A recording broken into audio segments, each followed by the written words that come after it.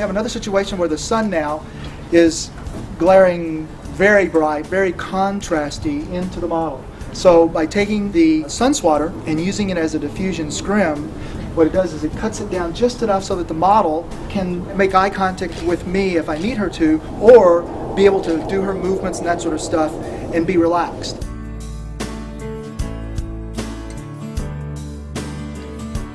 At the same time, it also still allows shaping on her body, nice shadows and that sort of thing, without it being so contrasty that we lose detail in the shadows, because we want to maintain detail from highlight to the shadows.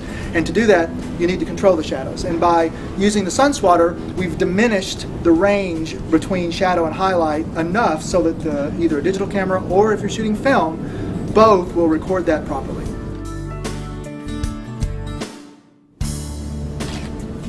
Something else I'm going to throw out here as an aside, and something that I like to do when I'm shooting on location, is that, you know, the old rule of thumb, backlight, front fill, has been around for eons.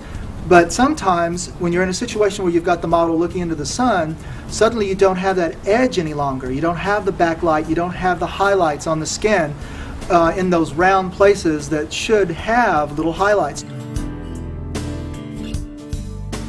So what I like to do is, I will use the sun bounce, a regular sun bounce, be it the large pro or the small mini, as a highlight creator, I guess you'd call it.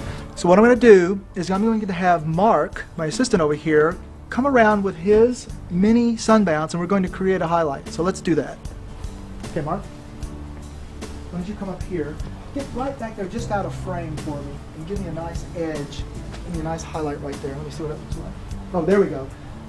Look at this. Nice highlight, delineating her stomach, delineating the side of her breast and along the side of her legs. Beautiful.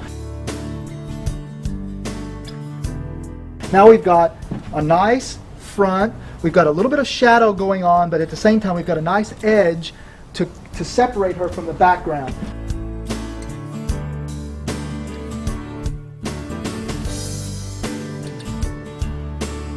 So now we're back to shooting somewhat almost like a studio situation, except on location, outdoors, with only a sun bounce, the sun, and a swatter.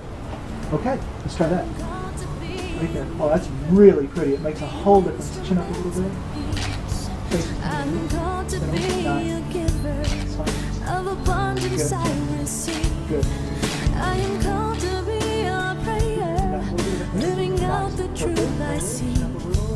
I am called to be everything. I am called to be. Awesome, right there. Awesome. Called to be the glory. Good. Beautiful. Okay, as you can see, the wonderful edge lighting and the beautiful soft front light now that we've created. Now, if we take away the mini, then take away the swatter, look at the difference.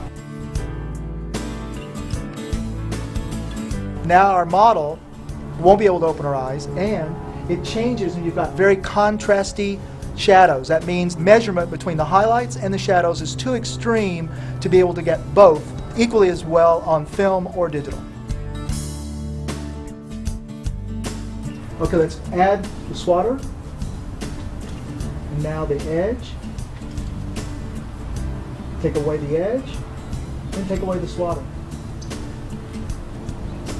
Okay, bring them both back. A little twist this way. That way, a little bit there.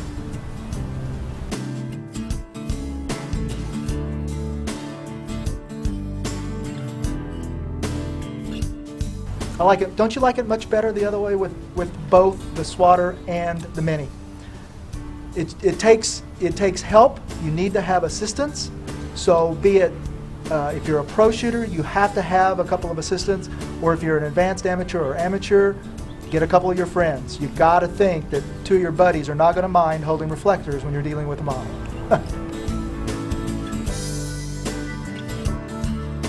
You can also grab a couple of light stands along with a sandbag, and you can lock these minis or the swatter down on the stands. And even in a slight breeze, you'll still be able to work with them like that and control your light. This is an example of my book, what I'm sending to potential clients out there. As I include some of my favorite photographs shot on location indoors, natural light indoors, natural light outdoors, and then beauty mixed with more commercial things that I'm working on. This photograph of Chantal was shot at the David Mecey Photo Fantasy Camp, a workshop series that I started a few years ago to help get the word about photography out there to all those photographers that are amateur to advanced amateur that want to learn how they can become a better photographer, because instead of just putting your camera on program, they want to come in and learn how to actually light a scene, how to do some things to make their pictures different from those other people out there.